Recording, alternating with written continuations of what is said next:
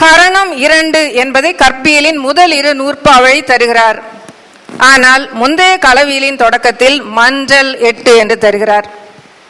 அதற்கு காரணம் துறையமை நல்லியாழ் துணைமையோர் இயல்பு, அதாவது வடவர் அல்லது கந்தர்வர் மரபை கூற முனைந்தது காரணமாகலாம்.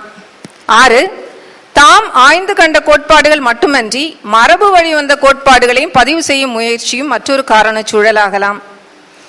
மேலே சுட்டிய அளவின் நிலைகள், வேற்றுமை எண்ணிக்கை, திணைக்கு வேறாக கைகோள் என்பனவற்றை இங்கு சான்றாக கொள்ளலாம்.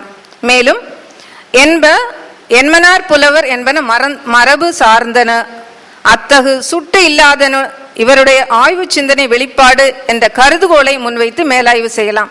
இதை முழுமையாக என்னால் சொல்ல இயலவில்லை. ஒரு ஆராய்ச்சியாளரை நூலை படிக்கும்போது அவர் அகத்திணையில் 7 இயலை சொல்லிவிட்டு புறத்திணையில் அவர் 7 இயலை சொல்லிவிட்டு சென்றிருக்கலாம். அவ்வாறு நேரடியாக செல்லாமல் வெற்றிதானே குறிஞ்சியது புறனே என்று ஒரு அகத்திணை ஒரு புறத்திணை இணைத்தது என்பது தொல்காப்பியர் புதியதாக உருவாக்கிய கோட்பாடு, அதாவது அவர் கண்டுபிடித்த ஒரு கோட்பாடு. அந்த திணை வகுப்பு என்பது அகமும் புறமும் இருந்தன. ஏனென்றால் என்மனார் புலவர் என்ப என்று சொல்கிறார். இந்த நூற்பாக்களை எல்லாம் பார்த்தால் என்மனார் என்று இருக்காது. எனவே இது அவர் அந்த முன் இலக்கியங்களை ஆய்ந்து கண்டுபிடித்த ஒரு அமைப்பு என்று சொல்வார்கள். இதை நாம் ஒருவேளை மேலாய்வு செய்யலாம். கோட்பாட்டு பன்மையை பொது விதி சிறப்புவது என்று பிரித்து பார்க்கலாம். முதற் கருத்து துணைமை கருத்து என்று பகுத்து காணலாம். கோட்பாட்டு பன்மையை ஆசிரியர் எவ்வளவு முறைகளை தருகிறார் என பார்க்கலாம். கோட்பாட்டு பன்மையை புலப்படுத்தும் போது அனைத்தையும் ஏற்கிறாரா, அல்லது சிலவற்றை மறுக்கிறாரா, அல்லது வேறுபடுத்தி காட்டுகிறாரா, திறனாய்ந்து தெரிவிக்கிறாரா, தன் கருத்தை கூறுகிறாரா என்று நோக்குதல் போன்றன தனி ஆய்வுக்கு உரியன. இனி தொல்காப்பிய அடிக்கோட்பாட்டு தரவுகள் இலக்கண அறிவு அல்லது விருப்பம் செய்யுளியல் பற்றிய நல்ல ஆழ்ந்த சிந்தனை உள்ளவர்களுக்கெல்லாம் நான் கூறுவது தொல்காப்பியத்தில் உள்ள செய்திகளின் தொகுப்பாக இருக்கும். எனவே சிலவற்றை சொல்லிவிட்டு சில பின்பு மேற்செல்கிறேன். அடி பற்றிய தொல்காப்பியரின் கருத்துக்களை தொகுத்தும் பகுத்தும் காணும்போது அவரது பன்னோக்கு பார்வையும் அணுகுமுறையையும் அவர் வழங்கும் கோட்பாட்டு பன்மையையும் விளங்கிக் கொள்ள முடிகிறது. செய்யுளுக்குரிய உறுப்புகளில் ஒன்றாக அமைவது அடி. அதே வேளை அவ்வடி பல உறுப்புகளாலும் ஆனது. அன்றியும் வேறு பல உறுப்புகளுக்கு கலனாகவும் அமைகிறது. மாத்திரை எழுத்தியல் அசைவகை என யாத்துச்சீரை அடியாப்பென என்ற பட்டியல் செய்யுளியலின் உறுப்பாக 5வது இடத்தில் அடியை அமைக்கிறது. செய்யுளுக்கு அடிப்படையே அடிதான் என்பதை அதன் பெயரை உணர்த்துவதுடன் அடியின் சிறப்பை பாட்டனப்படுமே என்ற நூற்பாவும் சுட்டுகிறது. மாத்திரை முதலாம் அடிநிலை காரும் என நோக்கு விளக்கப்படும் போதும் மாத்திரை முதலாம் அடிநிலை காரும், எழுத்து முதலா ஈண்டிய அடி என யாப்பு விளக்கப்படும் போதும் அந்த அடி என்று வருகிறது. நார்ச்சீர் கொண்டது அடி எனப்படுமே என்பதும் அடியின் உள் உறுப்புகளான அடியை ஆக்கும் உறுப்புகளான மாத்திரை எழுத்து சீர் என்பனவற்றை சுட்டுகின்றன. அசையால் சீராகிறது என்பதால் அசையின் உறுப்பு நிலையும் உணரப்பட முடிகிறது. இவ்வாறு உருவாகும் அடியின் பொருள், அதாவது யாப்பு, சொல், ஓசை, சொல் என்பது மரபு என்ற உறுப்பில் வருகிறது, ஓசை என்பது தூக்கு என்பதில் வருகிறது, தொடை, நோக்கு என்பனவற்றுடன் தலையும் இடம்பெறுவதை அடி உள்ளனவே தலையுடு தொடையே கலித்தலை அடிவையின் என்னும் நூற்பாக்கள் வழி உணரலாம்.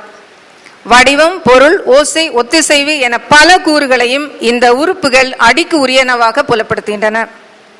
பாவுடன் அடியை பொருத்தி பார்த்தலும் தொல்காப்பியத்திற்கு உரியதாகும். அடியின் சிறப்பை பாட்டனப்படுமே என்பதால் பாட்டு யாப்பாக அமையும் ஆசிரியர் முதலிய பாவகை சார்த்தி அடி கருதப்படல். அதை தவிர ஆசிரிய அடி, கலித்தலை அடி, வஞ்சி அடி, வெள்ளடி என்பனவற்றால் வெளிப்படுகின்றன. அளவியல் எனும் தனி உறுப்பு வழி ஒவ்வொரு பாவுக்கும் உரிய அடி எண்ணிக்கையின் கீழ் மேல் எல்லை சுட்டப்படுவதும் தனி நிலையினது.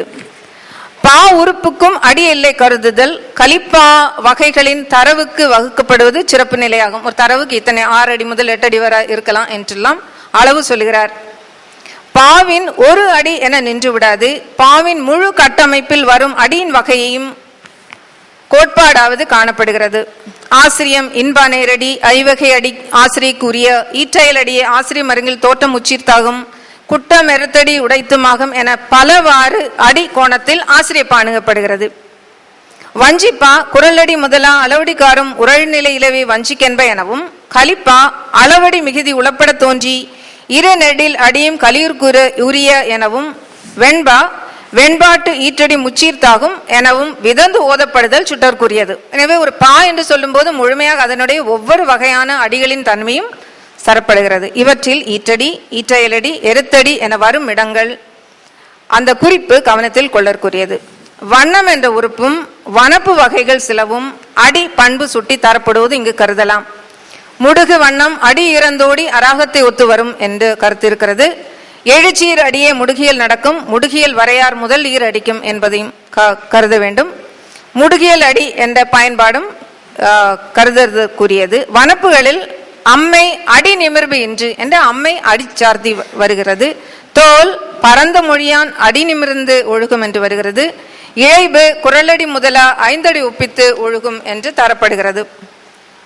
இதுவும் அடிக்கோட்பாட்டின் மற்றொரு பரிமாணமாகும். பாடலில் பொருள் கொள்ளும் முறைகளும் அடிச்சார்புடன் தரப்படும் பாங்கு அடிமறி, அடிகளின் முறை வைப்பு மாறினும் பொருள் மாறாத பாநிலையை தருவதும், சுண்ணம் ஈரடி எண்சீர் துணித்து ஒட்டுதல் என அமைவதும் வழி அறியலாம்.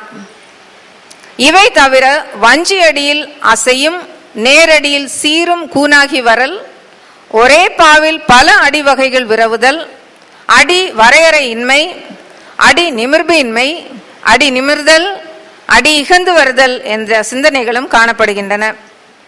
ஐந்தடி, ஐவகையடி, மூவடி, சொற்சீரடி என்ற பயன்பாடுகளும் உள்ள.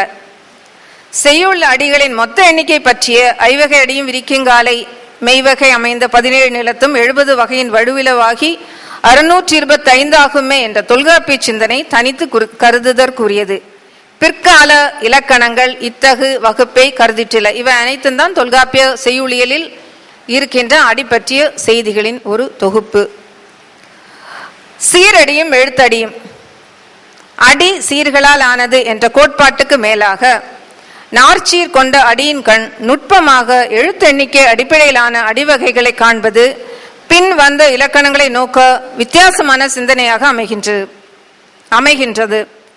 உயிர் எழுத்து மட்டுமே எண்ணப்பட வேண்டும் என்பது நெறி. பிற எழுத்துக்கள் எண்ணப்படற்கு உரியன அல்ல. உயிரில் எழுத்தும் எண்ணப்படா உயிர்த்திறம் இயக்கம் இன்மையான என்பது தொல்காப்பியம்.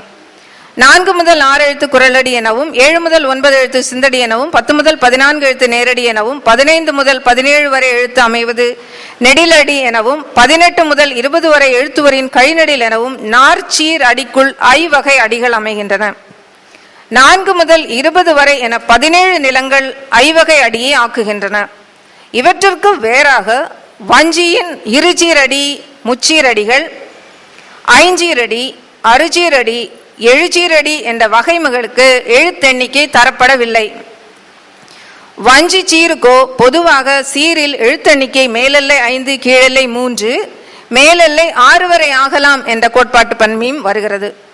சீரிலும் எழுத்தெண்ணிக்கை தரப்படும் நுட்பமும் இங்கு கருதுதற்குரியது. இதனால் சீரடி என்ற கோட்பாட்டுடன் குறிப்பிட்ட நார்ச்சீர் அடியினை எழுத்து வகையடியாகவும் கணிக்கும் மற்றொரு கோட்பாட்டையும் ஒருங்கிணைக்கும் முயற்சி புலப்படுகின்றது.